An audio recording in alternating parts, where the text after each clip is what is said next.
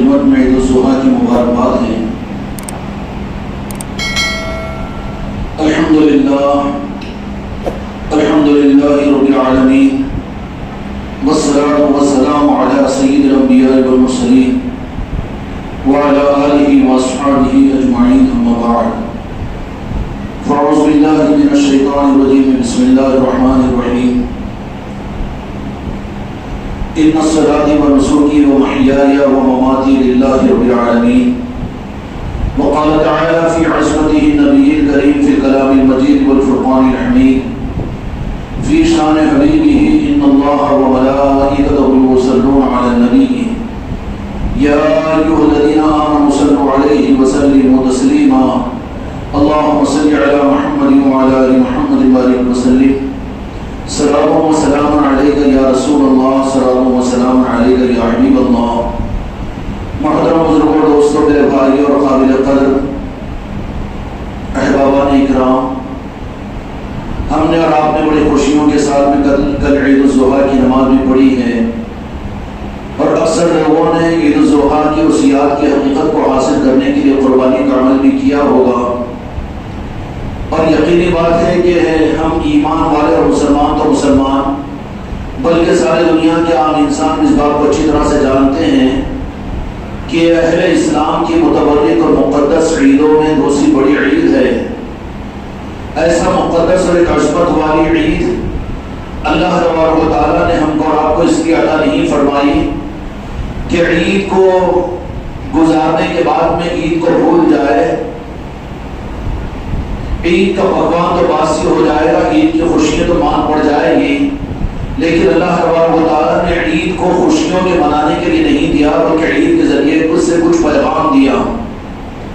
عید کے پکوان اور عید کی خوشیاں باسی ہو سکتی ہے، لیکن عید کا پیغام کبھی باسی نہیں ہوگا، بلکہ سرسبز و شاداب کرے گا۔ اس لیے اللہ تبارک و تعالیٰ ہم کو اور آپ کو عملوں کے حق کے پیغام کے سمجھنے کی توفیق عطا فرمائیں۔ اتنے بڑے عید کا نظام کہ جس میں کہ ساری دنیا کے ملکوں سے اور کونے کونوں سے اللہ تبارک و تعالیٰ نے حج کے لیے اپنی بارگاہ میں اپنے بندوں کو بلایا۔ میدان مینا کی قربانی کی نقل کے اندر میں ایمان والوں کو حکم دیا کہ تم بھی قربانی کا عمل ادا کرو، اور پھر اس کے لیے بالاہتمام اللہ تبارک و تعالیٰ نے دو رکعت شکرانے کے پڑھنے کا عید کا حکم دیا۔ تو یہ سارا انتظام صرف ایک دن کے لیے اللہ تعالیٰ کی طرف سے نہیں تھا، بلکہ اللہ تبارک و تعالیٰ کا مقصود اس معاملے میں عید کے اس پیغام کو جو کبھی باسی نہیں ہوگا اور جو کبھی مان نہیں پڑے گا، وہ کبھی بھلایا نہیں جائے گا۔ اب وہ ہم نے عید کا شیر خرما تو کھا لیا، قربانی کا گوشت تو کھا لیا، اور ہم نے عید الضحیٰ کی نماز تو پڑھ لی، لیکن حقیقت میں اگر عید بقرعید کے اس پیغام کو ہم نے سمجھنے کی کوشش نہیں کی یا حاصل کرنے کی کوشش نہیں کی، تو میرے دوستوں، میرے بھائیوں اور میرے عزیزوں، بڑی محرومی کا باعث ہوگا کہ اللہ تبارک و تعالیٰ نے صرف خوش کرنے کے لیے، خوشیوں کے منانے کے لیے عید عطا نہیں فرمایا، بلکہ عید بقرعید جو اللہ تبارک و تعالیٰ نے عطا فرمائی ہے اس کا ایک مستقل پیغام ہے، اور اس پیغام کو اللہ تعالیٰ اپنے کرم سے ساری امت کو سمجھنے کی توفیق عطا فرمائے۔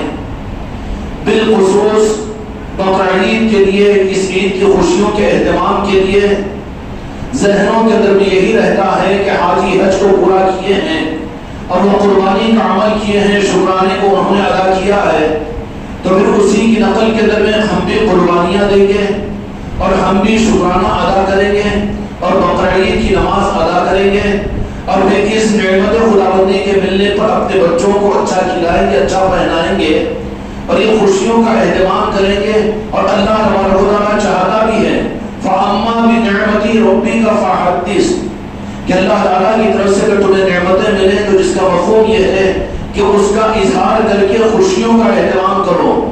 اس لیے عید کے دن روزہ رکھنے کو حرام قرار دیا گیا، اور عید خوشیوں کا ایک موقع ہوتا ہے، لیکن بندوں کے لیے خوشیوں میں خوشیوں کو سمجھنا آسان ہوتا ہے۔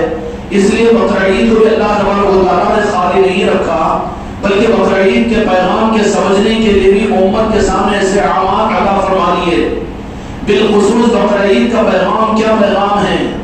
ہم اچھی طرح سے جانتے ہیں کہ دو جہاں کے مالک میرے آقا حضرت محمد مصطفیٰ صلی اللہ علیہ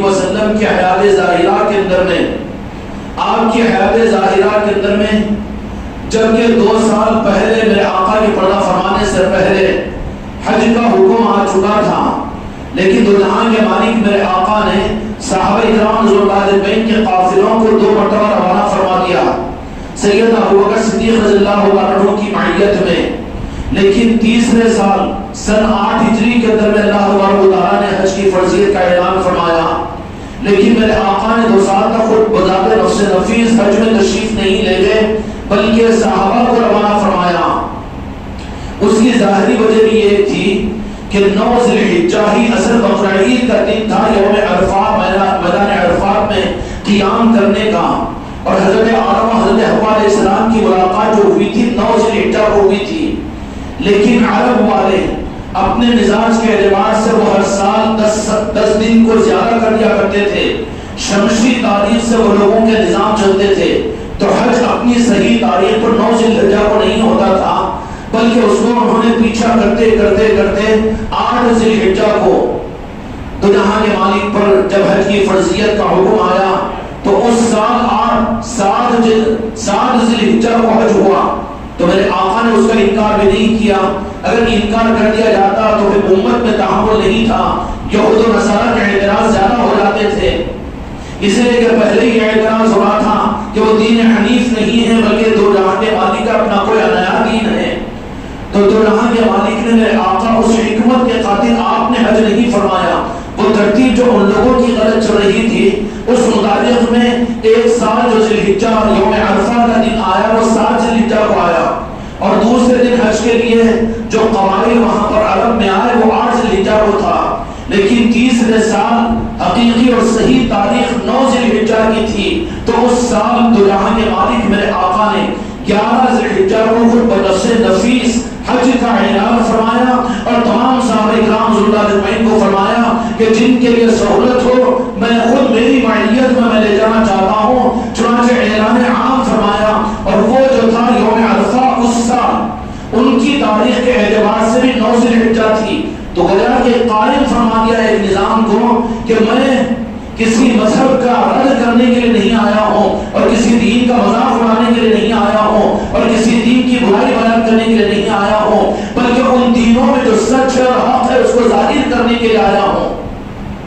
تو 9 ذی الحجہ کو آپ نے حج فرمایا، اتنا بڑا اجتماع کہ بعض روایتوں کے مطابق میں کہ لاکھوں کا مجمع صحابہ کرام کا شمع رسالت کے پروانے میدان عرفات میں جمع ہو گئے، اور وہاں پر آپ نے بھی اہتمام حج فرمایا، مناسک حج بیان فرمایا، عملی طور پر کر کے بتایا، صحابہ کرام سیکھے، اور کوئی بھی مسئلہ ہوتا تو دو جہاں کے مالک سے حج کے معاملات کے اندر میں اراکین حج کو معلوم کرتے اور اس مطابق میں کرتے چلے جاتے۔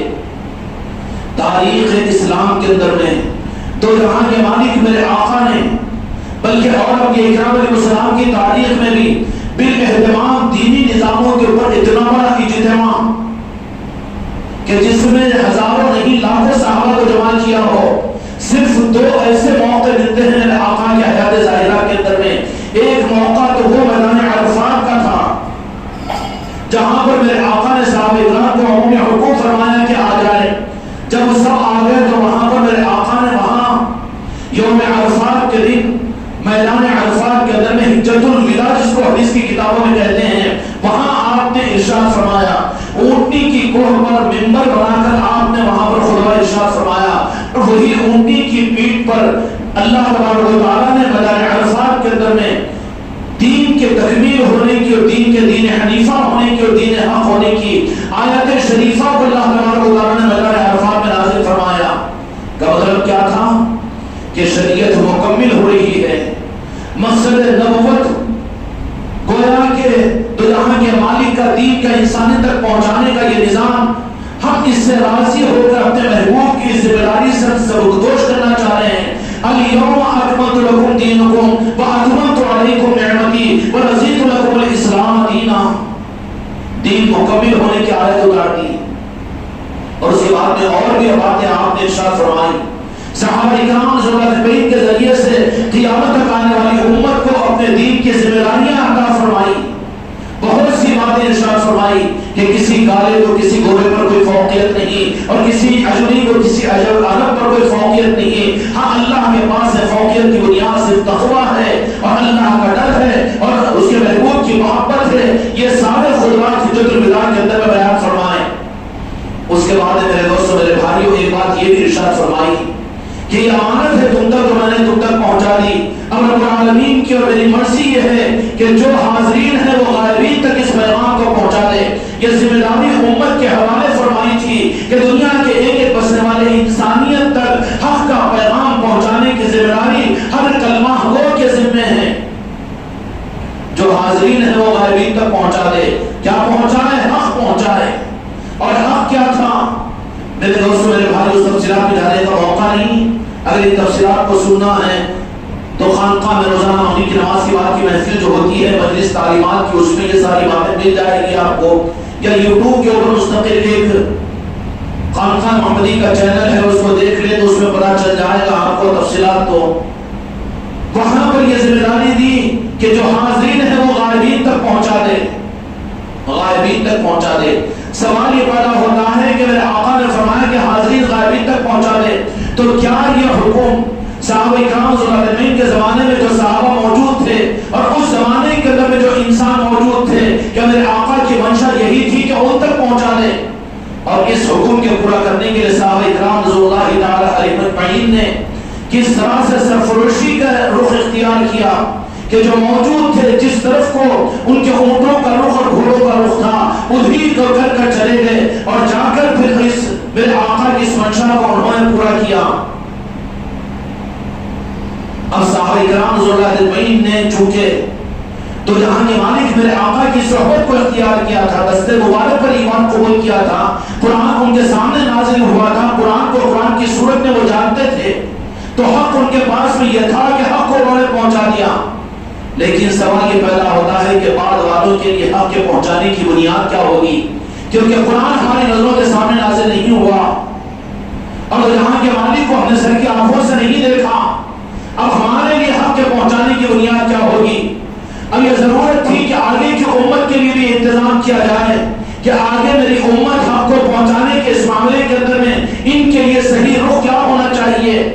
اس کے انتظام کے لیے جہاں کے مالک میرے آقا نے تمہارے اور میرے لیے اور قیامت تک کے لیے دین کے حق کے نظام کے لیے جو رخ عطا فرمانا چاہ رہے تھے میدان عرفات میں، تو صحابہ کے سامنے جنہوں نے سر کی آنکھوں سے میرے مصطفیٰ کا دیدار کیا تھا، قرآن جن کے سامنے نازل ہوا تھا، حق کی بنیاد تو ان کے پاس صحابہ کے لیے صحیح تھی.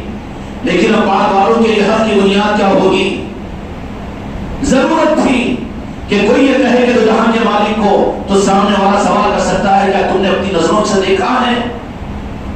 اور کوئی اگر سوال کرے کہ قرآن مجید اللہ نے نازل کیا ہمارے آقا پر، تو سوال کرنے والا یہ کر سکتا ہے کہ اس کی تصدیق کیا تم نے جن پر نازل کیا ان کو دیکھا یا ان کی زبان سے سنا؟ تو کیا آپ اس پہ اعتراض کرنے والے کو، حالانکہ اعتراض غلط ہے، وہ ایسے اعتراض کرنے والے کو جواب ہم یہ دیں گے کہ پہلے دلیل ہم سے بعد میں پوچھ، پہلے اپنے سگے باپ کی دلیل ہمارے پاس سے پیش کر. ہر ایک چیز کو ظاہری دلیل کے اوپر نہیں مانا جاتا، بے وقوف کہا جائے گا. وہ تو حق ہے، لیکن امت کی سہولت کے لیے کہ اب میرے حیات ظاہرہ کے ختم ہونے کے بعد میں میری امت کے لیے حق کی بنیاد کیا رہے گی اور وہ نظام مجھے دینا ہے اور امت کے لیے وہ انتظام کرنا ہے. تو بڑا سب سے بڑا اجتماع میرے آقا نے جو میدان عرفات میں کیا، وہاں پر امت کو ذمہ داریاں دی. اس کے بعد میں حج ہو چکا، دین کی تکمیل ہو چکی، الیوم اکملت لکم دینکم کی آیت نازل ہو چکی، صحابہ کرام ضرورتمین حج کر چکے، معیت مصطفیٰ کے در مقبول اور مقبول حج ہو چکا، سب کچھ ہو چکا. اب واپس ہو رہے ہیں. یقینی بات ہے کہ صحابہ کرام ضرورتمین واپس ہو رہے ہیں. پھر مکہ مکرمہ سے نکل کر مدینے کے راستے کے اندر ایک مقام وہ ہوتا ہے جو اس زمانے کے اندر میں جہاں سے عام راستے دوسرے سرحدوں کے شروع ہوتے ہیں، اس مقام پر تو جہاں کے مالک صحابہ کرام رضی اللہ عنہم کو فرمایا کہ نہیں ٹھہرو یہاں پر بلا لو. کیوں؟ اب یہاں پر قیامت تک آنے والی امت کو ان کے حق کی بنیاد دینا ہے. جو اس حق کو لیے ہوا ہوگا، میدان عرفات کا حق حقیقت میں حق قبول کیا جائے گا اور قرآن پاک کی حق کی تصدیق اس خطبے کے اور ارشادات کے پورا کرنے پر مانی جائے گی. یہ تو انتظام تمہارے لیے ہوا جنہوں نے مجھے دیکھا، یہ انتظام تو میرے اوپر نازل ہونے والے قرآن کو تم نے دیکھ کر مانا، لیکن میری امت قیامت تک آنے والی ہے، ان کے لیے حق کی بنیاد کا دوسرا انتظام۔ مکہ مکرمہ سے نکلنے کے بعد میں مدینہ منورہ سے پہلے تو جہاں کے مالک میرے آقا نے فرمایا کہ پھر امت کو بلاؤ، جو سامنے چلے گئے ان کو بھی بلاؤ، جو آنے والے ہیں ان کا بھی انتظار کرو۔ ایک مقام غدیر خم ہے، جب سے امت یہ غدیر خم کو اور خطبہ غدیر کو بھول چکی ہے، امت الجھنوں میں، امت فطروں کا شکار بنی ہوئی ہے۔ اگر آج بھی یہ امت اگر غدیر خم کے پیغام کو جان لے اور اس کے پیغام کو ایک ایک ایمان والے کو بتا دے، اور اس ذمہ داریوں کو اگر یہ امت کے علماء اور یہ امت کے قائدین اور یہ امت کے دیندار اگر اس کو سمجھ لیں، تو آج امت کے لیے گمراہیت کے کوئی خوف کا خدشہ باقی نہیں رہے گا۔ ساری گمراہیتیں جو شروع ہوئی ہے وہ اس امت کے غدیر خم کے بھولنے کی وجہ سے ہوئی ہے۔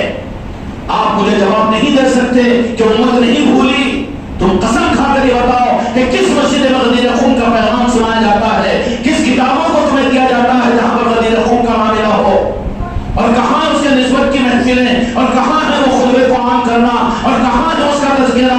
جو ساری احادیث کی مشہور کتابوں میں، ساحر ستار کی ساری احادیث کی کتابوں میں، بخاری اور مسلم اور مشکات کے اندر میں مستقل یہ حدیث حدیث غدیر کے نام سے مشہور ہے، اور کتنا اہتمام فرمایا۔ واپس ہو رہے ہیں، جو واپس ہو گئے ان کو بھی بلائیے، اور جو آنے والے ہیں ان کا بھی انتظار کریے۔ یا رسول اللہ اتنا اہتمام؟ ہاں، کیونکہ ایک اہم پیغام دینا ہے، اور یہ پیغام وہ پیغام ہے جو میری آنے والی قیامت تک کی امت کے لیے ایک سنبھالنے کا نظام ہے۔ کیونکہ اگر اس پیغام اور اس خطبے کو اگر یہ بھول جائے گی تو میری امت فطروں کے حوالے ہو جائے گی۔ پھر بلایا اور جمع کیا، پھر اہتمام کیا کہ سارے لوگ جمع ہو گئے، تو کہا کہ جن کو میں نظر نہیں آ رہا ہوں، میدان عرفات کے پیغام کو تو سنا دیا، کیونکہ جانتے ہو میرے دوستوں، میرے بھائیوں، جب اہم چیز ہوتی ہے، اگر کوئی پروفیسر اگر کوئی لیکچر دے رہا ہو تو ایک تو ہوتا ہے کہ سنانا، لیکن کوئی امپورٹنٹ چیپٹر ہو تو کہتا ہے کہ پلیز اسٹوڈنٹ کیئرفل، اے بچے طالب علم ذرا میری طرف میں دیکھ۔ کیوں کہ دکھانے کی ضرورت اس لیے ہوتی ہے کہ اس کی اہمیت کو بتانا ہوتا ہے۔ میدان عرفات میں چلے گئے، میرے آقا نے کوئی اس کا اہتمام نہیں فرمایا، میدان عرفات نے پیغام پہنچا دیا، حاضرین غائبین تک پہنچا دے، اور دین مکمل ہو چکا ہے، اور یہ حقوق ہے، تم عورتوں پر ظلم مت کرو، غلاموں کے اوپر زیادہ ظلم مت کرو، یہ سارے پیغام تو دے دیے اور سنا دیے اور بتا دیے۔ لیکن تو جہاں کے مالک میرے آقا نے بھی مقابل اس کے غدیر خم پر بلایا تو اتنا اہتمام فرمایا کہ وہاں پر کہا کہ اونچا ممبر بناؤ۔ کہا کہ ممبر بنانے کے لیے جنگل بیابان کے اندر میں نہ لکڑیاں ہیں، نہ کسی سپلائی کمپنی سے کچھ اسٹیج بنایا جا سکتا ہے۔ کہاں کہ اونٹوں کے کجاوے، اونٹوں کے اوپر جو لکڑی کے کجاوے رکھے ہوئے رہتے ہیں، ان کو جمع کر ایک دوسرے کے سہارے سے سارے اونٹوں کے کجاوے کو لایا گیا اور ممبر بنایا گیا۔ اتنا اہتمام کیوں کیا جا رہا ہے؟ پھر میدان عرفات میں اتنا اہتمام کیوں نہیں؟ یہ سوال ہے میرا دانش مندوں سے اور آج ایمان والوں سے اور مسلمانوں سے اور علماء سے۔ اگر اس پیغام کو سمجھ جاؤ تو بڑے فطروں سے امت کی حفاظت ہو جائے گی۔ اتنا اہتمام یا رسول اللہ کہ ممبر بنایا گیا، لا کر ممبر بنایا گیا، اتنا اونچا نہیں، اور لائیے اور لائیے اور لائیے۔ اس کے بعد جہاں کے مالک میرے آقا اس کے اوپر جلوہ افروز ہوئے، چودھری کا چاند آسمان سے نازل ہو گیا۔ کیا نماز ادا کرے؟ خدا کی قسم، نارن پاک مصطفیٰ خود خیرات، چاند خیرات مانگ کر روشنی کو لیتا ہے۔ میرے آقا بے مثل کے مثل ہدایت پر لاکھوں سلام۔ ذات مصطفیٰ کی کوئی تمثیل نہیں دی جا سکتی۔ جلوہ افروز ہوئے، کہا کہ بعض لوگ مجھے دیکھ نہیں پا رہے ہیں، مجھے یہاں پر دکھانا مقصود ہے، پلیز کیئرفل، میرے صحابہ دیکھیے میں جو کرنا چاہ رہا ہوں، بتانا نہیں دکھانا چاہ رہا ہوں، اس لیے کہ خطرہ مجھے میرے آگے آنے والی امت کے لیے اگر میں نہ دکھاؤں، صرف کہہ دوں تو کافی نہیں ہوگا، بلکہ میں دکھانے کے لیے یہاں پر اتنا اہتمام کر رہا ہوں۔ تو بولو امت عرفات کو یاد رکھی، میدان مینا کے اندر میں ہونے والے نمرا کی مسجد کے خطبے کو یہ امام خطبہ سے سنتے ہیں۔ سنیے، بے شک بہت عبرت کی باتیں ہیں، الحمدللہ ثم الحمدللہ۔ اب کے بھی میں نے خطبے کو اپنے بچے سے یوٹیوب پر لگا کر سنا، بہت اچھی بات اصلاح کے رخ کی انہوں نے کہی ہے، جس میں پنجتن پاک کی محبت ہے، امت کا اتحاد ہے، واعتصموا بحبللہ جمیعا کی بات ہے، یہ ساری باتیں اب تو سوج رہی ہے اللہ تعالیٰ حق کو میدان مینا کے ذریعے ظاہر، تو میدان عرفات مسجد نبوی میدان عرفات کے ذریعے ظاہر کروانا بڑی خوش آئندہ بات ہے۔ یہ گویا کہ اندھیریاں دور ہو کر سورج کی کرنیں محسوس ہو رہی ہے۔ اللہ تعالیٰ امت کو روشنی عطا فرمائے، نالے پاکی مصطفیٰ کی اہتمام کے ساتھ نے فرمایا کہ بعض لوگ بہت دور ہے، کہاں کہ جو لوگ ہم کو دیکھ نہیں سک رہے وہ اونچے پہاڑوں پر چڑھ جائے، جھاڑوں پر چڑھ جائے۔ صحابہ کرام رضوان کو اونچی جگہ پر چڑھا دیا گیا۔ یا رسول اللہ اتنا اہتمام؟ ہاں کچھ وجہ اس لیے ہے کہ کوئی خاص بات ہے کہ جس کے بھولنے سے امت میری آگے گمراہ ہو جائے گی۔ پھر کیا کیا؟ دین کی تکمیل ہو چکی، ذمہ داریاں امت کو دی جا چکی، غدیر قوم کے موقع پر کیا پیغام دکھانے کے لیے میرے مصطفیٰ نے اتنا اہتمام کیا۔ صحابہ دور ہے، آنے دو، تھوڑا سا انتظار کر لو، سب جمع ہو گئے۔ تو پھر میرے آقا نے وہاں پر فرمایا، کہا کہ علی یہی تو الرجی بنا ہوا ہے نا امت کے لیے۔ فرمایا تھا میرے آقا نے کہ مومن اور منافق میں پہچان میرے علی کی ذات ہے، جس کے چہرے پر بل آ جائے مولا علی کا نام لینے سے سمجھ لینا کہ وہاں پر ایمان نہیں، نفاق کے جراثیم ہیں، اور یہ مرض میں آج امت عمومی طور پر مبتلا ہے۔ اس لیے مسجد اور ممبروں سے فضائل صحابہ، مناقب صحابہ کو بیان کیے جاتے ہیں۔ ایک حق کو میں آپ کے سامنے عرض کرنا چاہ رہا ہوں، ہر ایک کی زبان پر ہم بھی فدا ہیں، اس لیے کہ حضرت سیدنا ابوبکر صدیق رضی اللہ عنہ خلیفہ برحق ہے، عمر فاروق، عثمان ذو النورین، یہ یقیناً خلیفہ برحق ہے۔ لیکن جو مقام میرے مصطفیٰ نے، جو ذمہ داریاں مولا علی کو عطا فرمائی ہے، میرے دوستوں، میرے بھائیوں، وہ اپنے دین کو، اپنی امت کو مولا علی کے حوالے فرمایا اور اس کا اتنا اہتمام فرمایا۔ یہ خانقاہ والے غدیر قوم کے خطبے کا اتنا اہتمام نہیں کر رہے ہیں۔ یہ تو خانقاہ محمدی والوں کی خوش قسمتی ہے کہ مولا علی کی بارگاہ ان کی چوکھٹ سے یہ خدمت یہ خانقاہ والوں کو ملی ہے۔ اس پر ہم کیا، ہماری نسلیں قربان ہیں۔ اہتمام کروایا، بڑی آسانی سے کہہ دیتا ہے کہ علی کا نام لینے سے شیعہ ہے، کیا تو گود دے دیا ہے؟ اصل حق تو مولا علی کا ہمارے ایمان کے ساتھ میں ہے۔ رافضی ہے، کہے تیری منہ میں زبان ہے، یہ تانا تو ابوبکر صدیق، یہ تانا تو امام ابو حنیفہ رضی اللہ رحمۃ اللہ علیہ کو بھی دیا گیا، یہ تانا پھر غوث الاعظم کو بھی دیا گیا، امام شافعی کو بھی دیا گیا کہ وہ پنجتن پاک کی عظمتوں کو بیان کرے۔ تو اپنے کو بچانے سے یہ ناسور منڈا سیدھا کہہ دیتا ہے کہ شیعہ ہے کہ رافضی ہے، تو کیا ہے پھر؟ منافق ہے جو علی کے تذکرے کو، پنجتن پاک کے تذکرے کو شیعہ اور رافضی کہیں۔ تو پھر جائزہ لے لے تو اپنے ایمان کا کہ اگر تجھے پنجتن پاک کی محبت نہیں ہے اور مولا علی کی عظمت اور محبت کو تو برداشت نہیں کر رہا ہے، تو سراسر یقیناً اپنے ایمان کا جائزہ لے۔ میں ڈیٹیکٹ کرتا ہوں کہ تیرے ایمان میں نہیں ہو سکتا، لیکن تیرے دل میں نفاق کے جراثیم ہے جو علی کی عظمت کو برداشت نہیں کر سکتا۔ کہا کہ حضرت ابوبکر صدیق رضی اللہ عنہ، ان کی عظمت کے لیے ہم یہ کافی سمجھتے ہیں کہ تو جہاں کے مالک نے، حیات میں تو حیات میں، غار میں اپنے ساتھ میں شریک نہیں، پردہ ہونے کے بعد اپنے قدموں میں سیدنا ابوبکر صدیق رضی اللہ عنہ کو جگہ عطا فرمائی۔ یقیناً یہ عظمت ہے سیدنا ابوبکر کے لیے کافی رضی اللہ عنہ۔ حضرت عمر فاروق رضی اللہ عنہ کے لیے یقیناً وہ خلیفہ راشد ہیں، اس کا انکار نہیں، ان کو بھی اپنے قدموں میں جگہ عنایت فرمائی، ان کے حق اور صداقت کے لیے کافی ہے۔ حضرت عثمان ذو النورین یہ بھی خلیفہ راشد ہے، اس میں کوئی شک نہیں، لیکن تیرے پیٹ میں درد حضرت علی رضی اللہ عنہ کو ان کی عظمت کے بھولنے پر کیوں ہوتا ہے؟ کیا آپ لوگ تو عقل مند ہوں گے کہ ان ممبر و محرابوں سے مولا علی کی عظمتوں کو سنتے ہو جتنی عظمت سیدنا ابوبکر عمر فاروق رضی اللہ عنہ کے بارے میں سنتے ہیں؟ ہم کو کوئی بیر نہیں ہے، وہ خلفاء راشدین ہیں، میرے آقا کے دوست ہیں۔ اولیاء تو اللہ کے دوست ہوتے ہیں، لیکن صحابہ، ہمارا عقیدہ تو یہ ہے کہ وہ ہمارے مصطفیٰ جان رحمت کے دوست ہیں۔ عظمت صحابہ کی بڑی بھی اس لیے ہے، لیکن کون سی منافقت کہ جہاں مولا علی کا نام لیا جائے فوراً دماغ کو کنورٹ کر دیا جاتا ہے۔ سیلوں کے اندر میں ایک آپشن رہتا ہے کہ موڈ چینج ڈال دیتے ہیں، مکار دھوکے باز جو زیادہ قرضدار ہو جائے، زیادہ فون ستانے شروع کرے تو پھر کیا کنورٹ کر دیتے ہیں۔ ایسے ہی آج امت کو کنورٹ کر دیا گیا. مولا علی کا نام لیا جاتا ہے, پنجتن پاک کا نام لیا جاتا ہے, غوث و خواجہ کو آل رسول کا نام لیا جاتا ہے, تو ملحی کنورٹ کر دیا. نہیں نہیں نہیں نہیں, وہ شرک ہو جائے گا, بدعت ہو جائے گا. اے اللہ کے بندے, میرے مصطفیٰ کا نام لینے والے, اپنے ایمان کی تصدیق کر, ایمان پڑھ, تو تجھے سمجھ میں آئے گا کہ جو راستہ غوث و خواجہ سے پنجتن پاک سے ہوتے ہوئے آگے بڑھے گا وہی حق اور دین کا راستہ ہے. ورنہ وہ تیری مسلک و جماعت ہو سکتی ہے لیکن حق اور دین میرے مصطفیٰ کا نہیں ہو سکتا. وہ قرآن حق کا نہیں ہو سکتا. جس قرآن میں پنجتن پاک کی عظمتیں نازل کی گئی ہو, جس قرآن میں ان کی آیت تطہیر نازل ہوئی ہو, اور جن کی عظمتوں کے اوپر قرآن پاک کی آیتوں کو اللہ نے نازل کیا ہو, آج تجھے مسلمان کیوں موڈ کنورٹ کر دیا سر کا مکار؟ کیونکہ پھر اپنی دکانیں کیسی چلے گی, اپنی مسلک اپنی جماعت کیسی چلے گی؟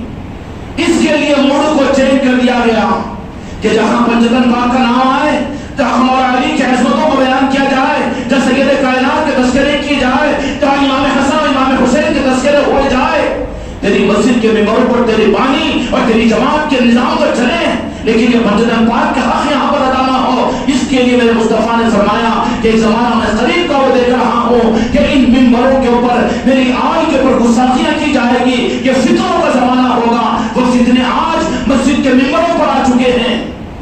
سوال تو کرے کوئی کہ حضرت مولانا, حضرت مفتی صاحب, سر آنکھوں پر ساری باتیں عوام جب تک نہیں کہے گی اس وقت تک رخ نہیں بدلے گا.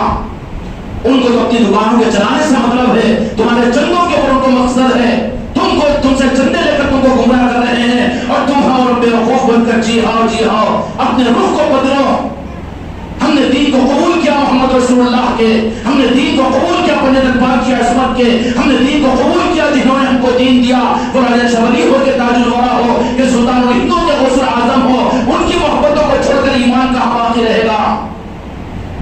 کہے تو صحیح کیا فضیلت تمام صحابہ کی بیان کرتے ہیں, لیکن مولا علی کی عظمتیں کوئی آپ کو معلوم ہی نہیں ہے.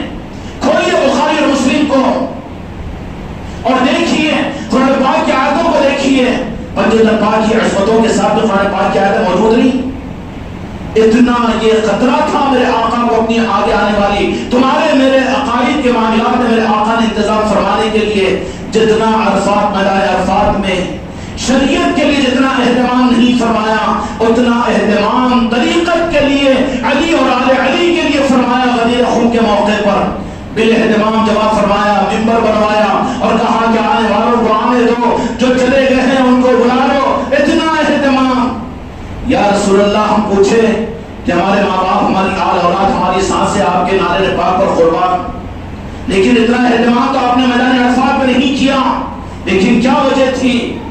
تو بغیر تفصیل کے مجھ پر اعتماد کیجئے, میں یہ صرف یہ کہوں گا, وہاں شریعت کو مکمل فرما دیا تھا, اب یہاں پر طریقت کو دینا تھا. میں غدیر خم کے موقع پر پھر کیا کیا کہ ممبر جم گیا اور سارے متوجہ ہو گئے اور سب سیٹلائٹ ہو گئے.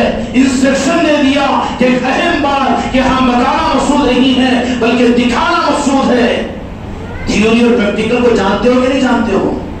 جو تھیوری پڑھ لے, پریکٹیکل کے کلاس کو نظر انداز کر دیں, جا کے ایگزام میں کامیاب ہوگا وہ ڈاکٹر بن سکے گا؟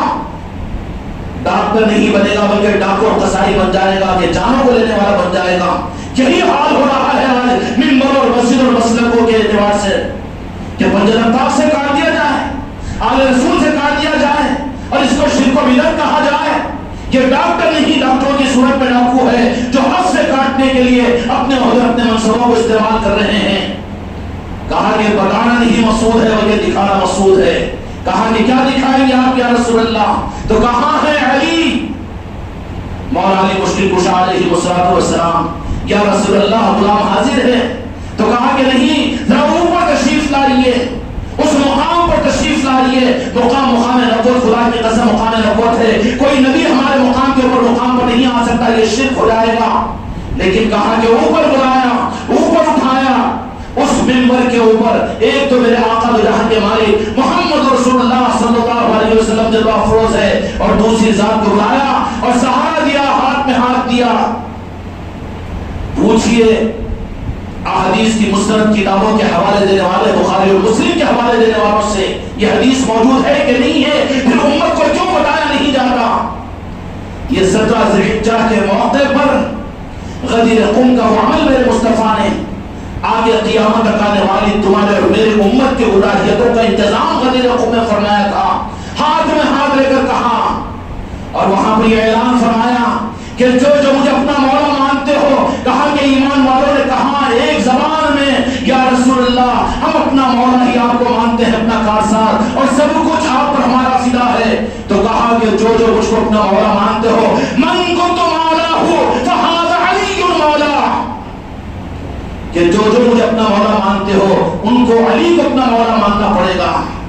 بولو ایمان ہے کہ نہیں؟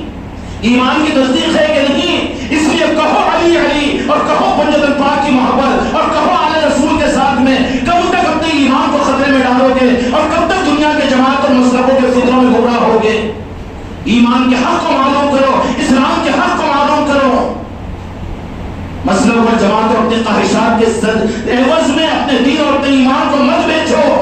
ہر ایک تو اپنی سمجھائے گا، خانقاہ والے اپنی سمجھائیں گے، مدرسے والے اپنی سمجھائیں گے، مسلک والے اپنی سمجھائیں گے، لیکن تمہارے پاس میں تو اسلام اور ایمان وہ حق کی صورت میں موجود ہے، اس سے حق کو معلوم کرو۔ من کنت مولاہ فہذا علی مولا، غدیر قوم کا پیغام تھا۔ اگر ہمت اور جرأت ہو اپنے گھروں میں غدیر قوم کا اظہار کرو، اپنی عورتوں میں جا کر کہ بھول گئے ہیں۔ اس وقت میں میرے دوستو جتنا قربانی کو یاد کیا جاتا ہے اور جتنے قربانی کے مسائل معلوم کیے جاتے ہیں، امت کو اس سے زیادہ ضرورت وہ غدیر قوم سے واقف امت کو کرانا ضروری ہے۔ وہاں پر کیا کیا تھا؟ من کنت مولاہ فہذا علی مولا، جن کا مولا میں ہوں۔ ساری امت آقا کی مولاویت کے اندر میں تھی، تو کہا کہ میں اپنی امت کو مولا علی کے حوالے کر رہا ہوں، اور تمہیں ماننا پڑے گا، علی کو اپنا مولا ماننا پڑے گا۔ اور جن کو میرے آقا نے فرمایا اس میں سیدنا ابوبکر صدیق رضی اللہ عنہ بھی تھے، عمر فاروق رضی اللہ عنہ بھی تھے، عثمان غنی رضی اللہ عنہ بھی تھے، تمام صحابہ کرام رضوان اللہ تعالی علیہم موجود تھے۔ کسی نے نہیں اعتراض کیا۔ اعتراض شبہت تو علی کے نام سے منافقوں کو ہوگی، ایک دور اندر دھسی ہوئی آنکھیاں، چوڑی پیشانی، اس نے کہا کہ کیا علی کو یہ مقام کیا اللہ کی طرف سے ملا ہے یا دو جہاں کے مالک نے عطا کیا ہے؟ یہ علی علی خانقاہ والے کیوں کہتے ہماری مسجدوں میں یہ نہیں؟ کیوں؟ تم کو شیعوں کا ڈر ہوگا، لیکن ہم علی کے سپاہی ہیں، ہم کو کسی کے باپ کا ڈر نہیں ہے۔ ہم تو علی کہتے علی کے نظام کو آگے بڑھاتے آل رسول کے نظام کے لیے اپنی اور اپنی نسلوں کو قربان کرنے کا فیصلہ کر چکے ہیں۔ دور کھڑے ہو کر کہا کہ یہ بات کس کی طرف سے ہے؟ اگر نہیں ہے، اگر میرے آقا نے اپنی طرف سے کی ہے تو عذاب نازل ہو، ورنہ یا اللہ اگر تیری طرف ہو تو پھر یہ ذلت کی زندگی کہ میں علی کو کیسے بڑا مانو؟ کہو یا علی، کہو بھائی یا علی، کہو ایک بات تو کہو ایمان کی تصدیق تاکہ ہم قیامت میں تمہارے کام آئے۔ یا علی یا علی یا علی یا مولا علی۔ میرے دوستوں، میرے بھائیوں، یہ کوئی جذباتی بات نہیں ہے۔ اپنے ایمان کے رخ کو صحیح کرو، اپنے ایمان کے رخ کو صحیح کرو۔ جس ایمان کے رخ میں پنجتن پاک نہیں ہے وہ ایمان کا سچا اور صحیح رخ نہیں ہے، وہ عرش تک نہیں پہنچے گا، رب کی بارگاہ میں قابل قبول نہیں ہوگا۔ منافقین سارے کے سارے، ان کو غیر کلمے سے نہیں، ان کو قرآن سے نہیں، ان کو شریعت سے نہیں، ان کو نماز سے نہیں، ان کو حج سے نہیں، ان کو روزے سے نہیں، ان کو جان و مال کی قربانی سے نہیں تھا، بلکہ ان کو بیعت علی کی عصمت سے تھا۔ پہچان لیے گئے۔ کہا کہ اگر اللہ تعالیٰ اگر تو نے یہ اعلان اور علی کے بارے میں نہیں فرمایا تو عذاب نازل کر دے، اگر تیری طرف سے اعلان ہے تو پھر مجھ پر عذاب نازل کر دے۔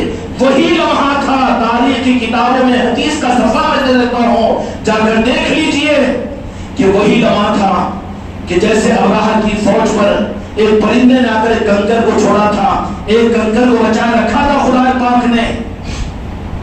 کعبے کو گرانے والا تو گرانے کے آیا تو خدا نے ان پرندوں کے کنکروں سے اس کو ہلاک کیا۔